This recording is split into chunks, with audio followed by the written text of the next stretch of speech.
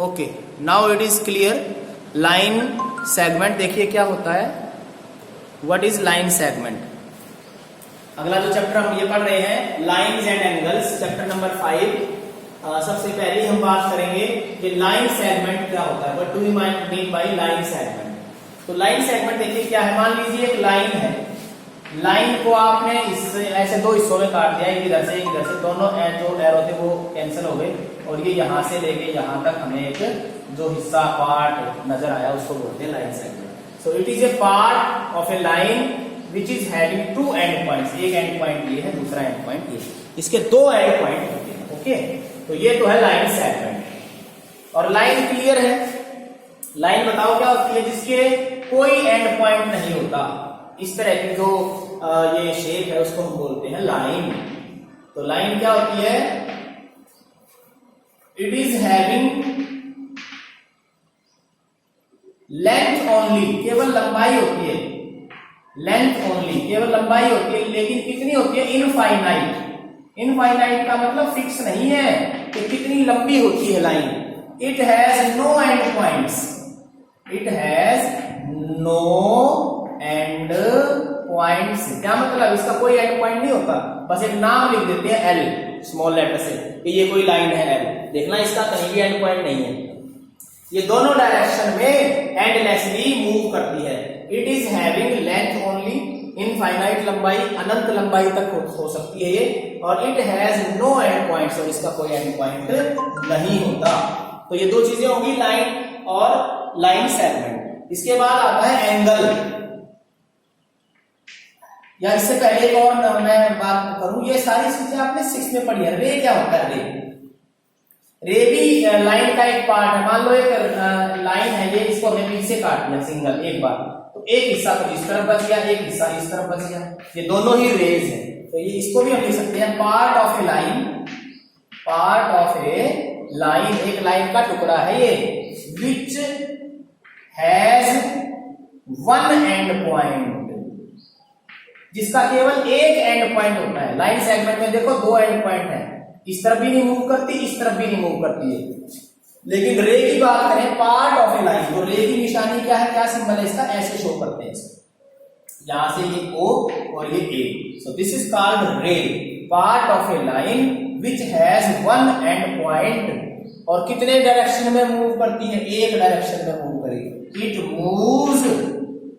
It moves in one direction only, का मतलब क्या है कि केवल एक ही डायरेक्शन में ये मूव करती है, एक ही डायरेक्शन। तो दो तीन चीजें मैंने बताई, लाइन, लाइन सेगमेंट और रे। इनको तीनों को फिर जब हम आगे चलाएंगे तो कुछ और नई चीजें निकल के सामने आएंगी। एक बार नोट और कर लें कि जैसे ए बी एक लाइन है, उसको हम ऐसे दिखाते हैं, इसके सिंबल ऐसे है, उसके ऊपर ऐसा लगा दें, या सिंपली इसको हम एल ये या एल से या एम से या एन से रिप्रेजेंट करते हैं। लाइन, लाइन की ये निशानियां हैं। फिर आता है लाइन सेगमेंट। लाइन सेगमेंट कैसा होता है, ए बी लिख के ऊपर क्या लगा देते हैं, ऐसे लगा देते हैं, पी के लिख के ऊपर इस तरह का सिंबल बार जैसा, ठीक है। तो इसमें कोई एरो मार्क, कोई तीर का निशान नहीं होता है, तो ये लाइन सेगमेंट होती है। फिर अगली बात लिखी रे, रे क्या होती है, तो रे में क्या दिखाते हैं, जैसे मान लो ए बी है, ऊपर एक तरफ तीर का निशान ऐसे दिखाएंगे, पी क्यू है तो पी क्यू के ऊपर एक तरफ मूव करेंगे। देखो लाइन में तो दोनों तरफ तीर का निशान है, दोनों तरफ मूव कर सकती है। लाइन सेगमेंट में कोई तीर का निशान नहीं है, वो मूव ही नहीं करती है, फिक्स होती है। और जो रे है, रे एक तरफ मूव करती है, तो इसकी लंबाई फिक्स नहीं होती है, इसकी भी लंबाई फिक्स नहीं, क्योंकि देखना ना, रे और लाइन दोनों मूव करती हैं, आगे पीछे मूव करेगी, ये एक डायरेक्शन में मूव करेगी, लेकिन जो लाइन सेगमेंट है वो मूव नहीं करता, उसकी लंबाई फिक्स होती है।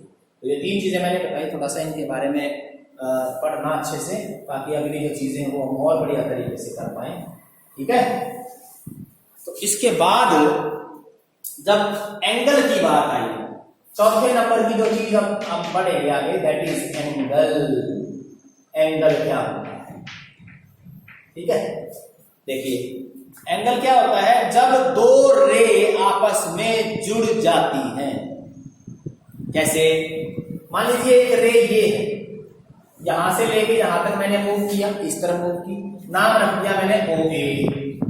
ठीक है, एक रे दूसरी है जो यहीं से चली और उसको इस तरफ मूव किया उसने, O से लेके A तक गई, एक डायरेक्शन O से लेके। या ऐसे मान लो दो सड़कें हैं, एक इस तरफ मूव कर रही है, एक इस तरफ, यहीं से चले हैं इससे वैसे। तो ये OA और OB क्या है, दोनों रेज, ये रे है, ये भी रे है, और ये जो O है ना, O जहां से कोई भी रे शुरू होती है उसको क्या बोलते हैं, वर्टेक्स के जहां से शुरू होती है। तो इन दोनों के बीच में जो ये शेप बनेगी उसको बोला जाता है एंगल। क्या बोलते हैं उसको, एंगल। तो एंगल की डेफिनेशन क्या बनी कि ये दो रेज के बीच में एक शेप बनती है जिसका एक पॉइंट, एक जो वर्टेक्स है वो कॉमन होता है। A shape in which two rays are joined having common vertex। क्या मतलब है इसका, एक ऐसी शेप होती है एंगल, एंगल का मतलब एक ऐसी शेप इन विच जिसमें टू रेज, दो किरणें, दो रेज आर ज्वाइंट जुड़ी होती हैं, यहां से जुड़ी है, having one point common vertex, ये इनका दोनों का कॉमन वर्टेक्स कहलाता है। तो ये रे का जो आपका डायग्राम है या एंगल का जो डायग्राम है वो आप आगे भी देख सकते हैं। एंगल डिफरेंट टाइप्स के एंगल है, ये 6 से ही वैसे आप पढ़ रहे हैं, बाकी एक बार दोबारा से फिर ये मैं यहाँ बता रहा हूँ, फिर आगे चलेंगे। एंगल देखिए क्या होता है, फिर एक बार एक रे इस तरफ मूव करी, एक रे इस तरफ मूव करी, तो जब दो रे आपस में एक जगह जुड़ी होती है और जिनका कॉमन वर्टेक्स होता है उसको बोला जाता है एंगल। अब एंगल को लिखते कैसे हैं, ये एंगल के लिखने का तरीका है। एंगल की शेप ये होती है, ऐसे बनाएंगे, ठीक है, और जो वर्टेक्स है उसको हमेशा बीच में रखना है, O को, इसको बीच में रखना, तो कैसा नाम रहेगा, BOA, ये इसका नाम रहता है। या कोई कहे नहीं हम तो यहां से शुरू करेंगे तो यहां से कर लो, AOB, ये भी इसका नाम हो सकता है, AOB। तो दोनों इसके नाम है, AOB या BOA, O को पर बीच में रखना आपने, तो ये होता है हमारा एंगल। इसके बाद एंगल्स की टाइप हम पढ़ेंगे, कई तरह की टाइप्स हैं एंगल्स की, वो एक बार चेक करेंगे कौन कौन से टाइप के एंगल्स आपके सामने होते हैं। ओके, आइए जरा, सबसे पहला है मतलब ये एंगल तो चलो हो गए, तो एंगल्स के बारे में पहला एंगल है कॉम्प्लीमेंट्री एंगल्स। कॉम्प्लीमेंट्री एंगल्स ये क्या होते हैं, देखिएगा, हिंदी में इनको बोलते हैं पूरक कोण। पूरक कोण का मतलब क्या है, जो आपस में दूसरे को पूरा कर देते हैं। ये मान लो कैसे पूरा कर देते हैं, कॉम्प्लीमेंट्री का मतलब होता है ऐसे एंगल जिनका टोटल 90 डिग्री होता है, जैसे 30 और 60, 20 और 70, 45 और 45, 0 और 90। यस, 0 भी एक एंगल होता है, 0 डिग्री। ये कौन सा एंगल होता है, 0 एंगल। कैसा एंगल होता है, जैसे मान लो एक रे थी, ठीक है, हम चलना चाह रहे हैं, ऐसे उठना चाह रहे हैं, उठे ही नहीं, है ना। जैसे भाई घड़ी जो होती है, घड़ी में सुइयां घूमती है ना, ये सुई यहां से घूम के यहां आ गई या ऊपर चली गई, तो ये जो नीचे शेप बनेगी इसको एंगल बोलते हैं, ठीक है। लेकिन जब मूव ही नहीं की, हम यहां खड़े थे, अब यही है, मूव ही नहीं किए, ठीक है, तो जब मूव ही नहीं किए तो 0 डिग्री का एंगल बनता है।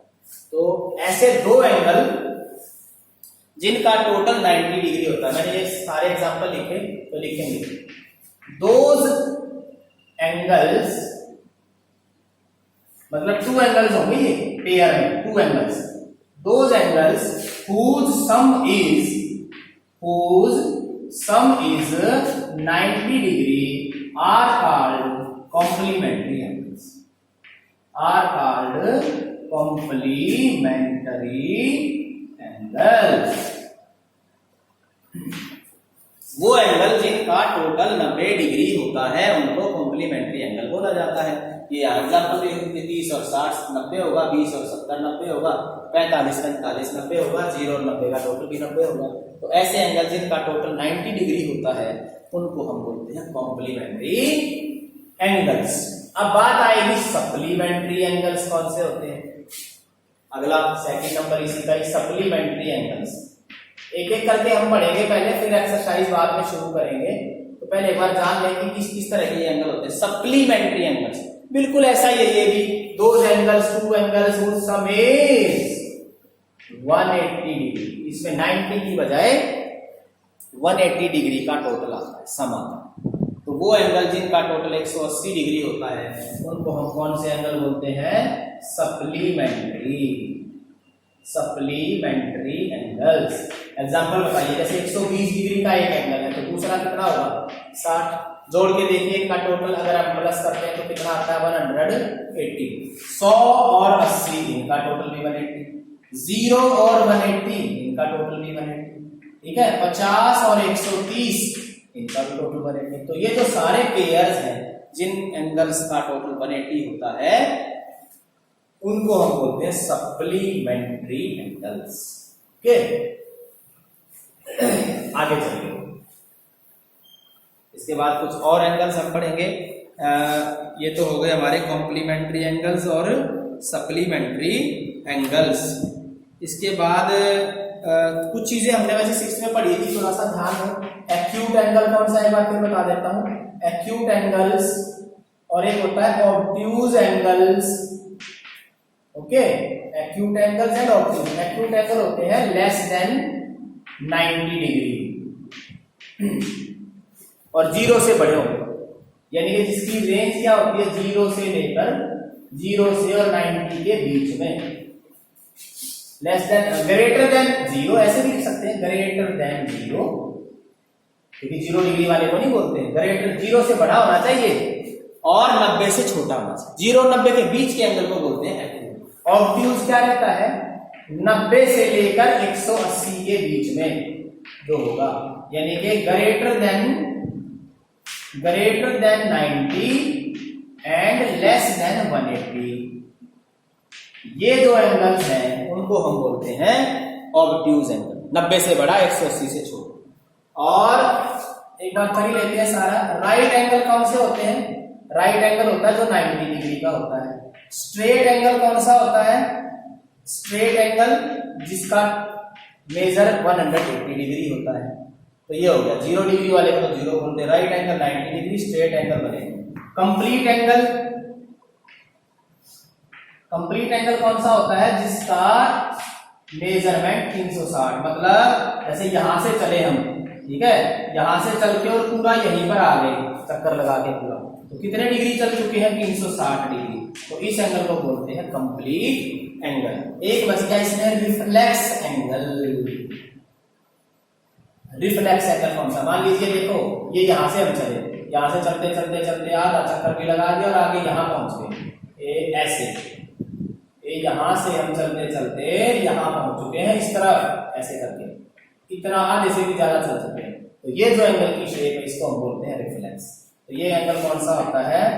ग्रेटर देन 180, यानी कि 180 से तो बड़ा होगा, एंड लेस देन 360। 360 और 180 के बीच के जो एंगल उनको हम रिफ्लेक्स एंगल बोलते हैं। तो ये थे हमारे कुछ टाइप के एंगल्स। ये सब हमने 6th क्लास में भी पढ़े हैं, एक बार रिमाइंड करवा रहे हैं। फिर आगे कुछ और चीजें आएंगी जो हेल्प करेंगे आपको उन नई चीजों को पढ़ने में। ओके, चलिए जरा आगे।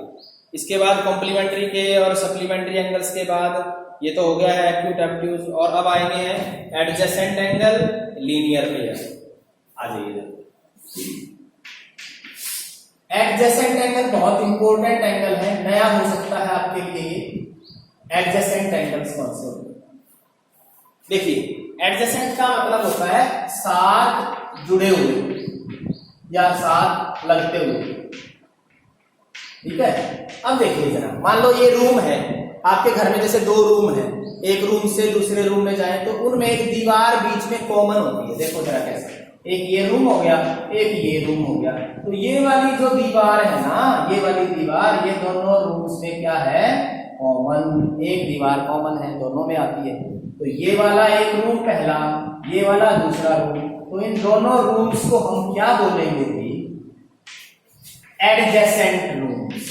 एडजेसेंट, एडजेसेंट का मतलब साथ लगते हुए, साथ जुड़े हुए रूम, एक दीवार से जुड़े हुए। उनको एडजेसेंट कोण बोलते हैं, जिसमें एक दीवार कॉमन होगी। तो यहां भी कुछ कॉमन होगा। कॉमन क्या होगा? एंगल में क्या चीज कॉमन होगी? एक साइड, एक भुजा, एक आर्म कॉमन होगी। तो देखिए क्या होता है, दोज या ए पेयर ऑफ एंगल्स, ऐसे लिखेंगे, a pair of angles, two angles होंगे इसमें, a pair of angle in which, या a pair of angle is called, ऐसे लिख देते हैं, इज कॉल्ड एडजेसेंट। एक एंगल का जोड़ा एडजेसेंट कहलाता है कब? इफ नंबर 1, देखो 3 बातें हैं। ए pair of angles is called adjacent if number 1 vertex is common, common होगा एक वर्टेक्स, अभी बताऊंगा क्या। दूसरी बात, 1 आर्म इज कॉमन,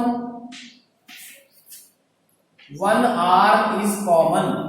और नंबर 3, नॉन कॉमन आर्म्स,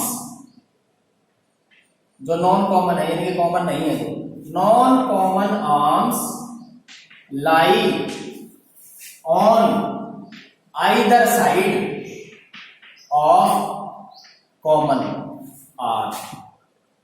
थोड़ा सा अजीब सा लग रहा होगा, पता नहीं कितनी बड़ी डेफिनेशन लिखी, नो मुश्किल नहीं है, बताता हूं अभी। चलो रूम से ही बात करते हैं। रूम में तो मोटा मोटा सा एक बार बता देता हूँ रूम से। देखो 1 वर्टेक्स इज कॉमन, अब वर्टेक्स तो इसमें कॉमन है नहीं, वर्टेक्स तो कई सारे हैं। चलो इसकी बजाय एंगल की बात करते हैं। इसमें थोड़ा सा, ये तो बताने के लिए मैंने ये भाई रूम का थोड़ा सा एग्जांपल ले लेते हैं। देखिए एक रे ये है, एक रे ये है, तो एक एंगल बन गया, और एक इसके ऊपर यहाँ एक तीसरी रे और बना दी। तो देखिए आपको क्या लग रहा है, 2 एंगल नजर आ रहे हैं। एक एंगल तो यहां से यहां तक है और एक एंगल यहां से यहां तक, 2 एंगल नजर आ रहे हैं। अब देखिए इनका मैं नाम लिखता हूं, ए ओ बी, और इसका नाम सी, ए ओ बी और सी, ठीक है। ये वाला देखो जरा, मैं इसकी अगर बात करता हूं इस एंगल की, ऊपर वाले की, तो इसमें ओ आता है, ओ इसी का ही तो हिस्सा है, नाम है ए ओ बी। अब जो ये है बी ओ सी, इसमें भी ओ आता है, तो ये जो ओ है इसको क्या बोलते हैं? वर्टेक्स। तो इसीलिए तो लिखा है ऊपर पहली लाइन में 1 वर्टेक्स इज कॉमन। ये जो ओ वर्टेक्स है, ओ पॉइंट है, ये दोनों में आता है। दूसरी बात, 1 आर्म इज कॉमन। देखो जरा, ये वाली जो लाइन है, जैसे रूम में एक दीवार कॉमन थी, तो ये वाली जो यहां पर रे है, ये दोनों एंगल्स में आती है, ऊपर में भी नीचे में भी। कैसे? देखना जरा, मैं इसका नाम लिख रहा हूं, एंगल ए ओ बी, ऊपर वाले का ए ओ बी, ओ को बीच में लेना होता है। इसका नाम क्या लिख रहा हूं? बी ओ सी, बी ओ सी। देखो ओ बी यहां भी है और ओ बी यहां भी है, ये ओ बी, ये यहां पे उल्टा लिखा हुआ है, ज्यादा करो इसको नीचे से लिख लो। इसको देखो, इसका नाम लिखा ए ओ बी, इसका नाम क्या लिख सकते हैं? नीचे से भी शुरू कर सकते हैं, सी ओ बी।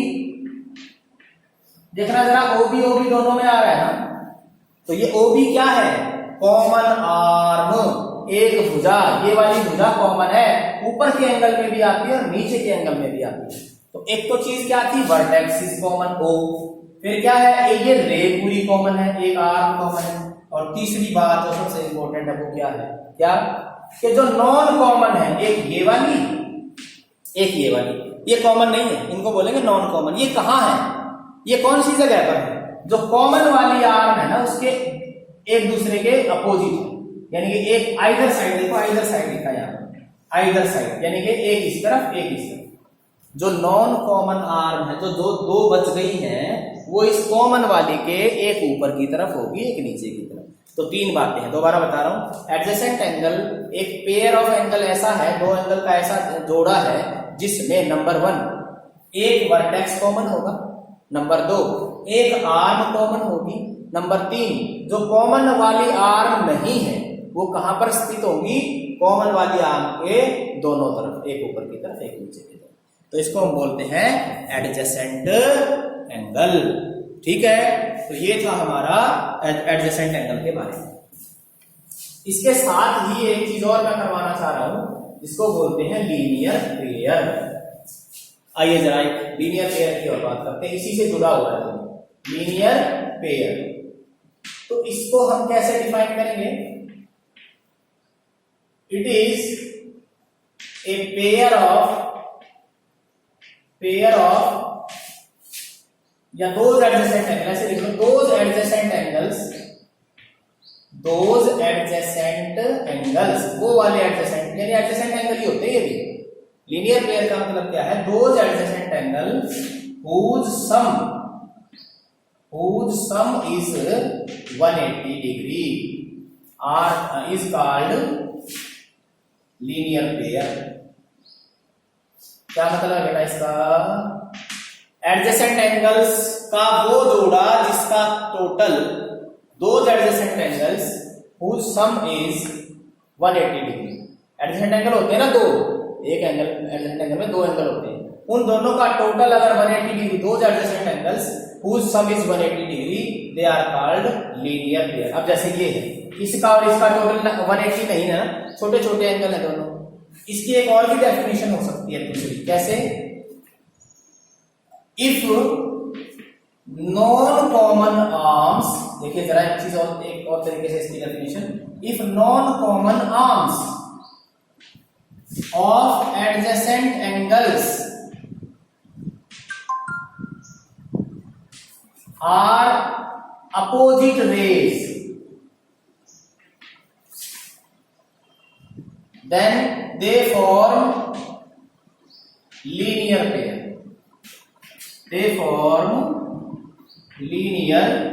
pair। लीनियर का मतलब लाइन से है, सीधा। लीनियर का मतलब सीधी लाइन। अब देखो क्या है, मैं क्या बताया इस लास्ट वाली डेफिनेशन में, ये वाली जो रे है, देखो यहाँ जो रे थी, ये वाली यहां से हटके इधर इस तरफ आ जाए, यहां से हटा दी और यहां ले आए इसके पिछली साइड, तो ये अब बड़ा एंगल बन गया। देखो ये, अब देखो ये एक रे तो ये थी शुरू वाली, ये वाली, और जो यहां थी उसको मैं यहां ले आया, तो ये और ये आपस में क्या होगी? अपोजिट। एक का मुंह जो है इस तरफ है, दूसरे का मुंह बिल्कुल इस तरफ है, तो एक दूसरे के उल्टी हो गई, ये अपोजिट हो गई। तो ये लिखा है ना यहाँ पर, वो वाले एडजेसेंट एंगल्स जिसमें नॉन कॉमन आर्म्स, देखो नॉन कॉमन कौन सी थी? एक ये थी, एक ये थी, इस वाली को मैं पलट के यहाँ ले आया, तो इसका मुंह इस तरफ है, इसका मुंह इस तरफ है, जब ये अपोजिट हो जाएंगी दोनों, उस केस में ये लीनियर पेयर बनाएंगी। या एक और क्या एग्जांपल बताया, और क्या डेफिनेशन बताई कि एडजेसेंट एंगल का वो जो जोड़ा होता है उसमें दोनों एंगल्स का टोटल अगर 180 हो जाए, तो उस केस में वो क्या बना देते हैं? Linear pair. लीनियर पेयर की पहचान यही है, बिल्कुल सीधी लाइन नजर आएगी आपको और एक रे ऐसी खड़ी नजर आएगी ऊपर, और इन दोनों का टोटल, जैसे 120 का एक एंगल है, ये 60 का हो जाएगा, और इन दोनों को अगर हम प्लस करेंगे तो 180 मिलेगा। ये लीनियर पेयर की डेफिनेशन, ठीक है।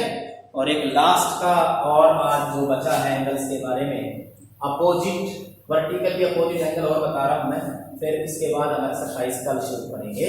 तो बहुत आसान है, ये भी आपने 6th क्लास में शायद पढ़ा है, थोड़ा बहुत तो पढ़ाई होगा, नहीं पढ़ा है तो दोबारा से देखिए, यहाँ मैं बता ही रहा हूँ। Vertically opposite angles,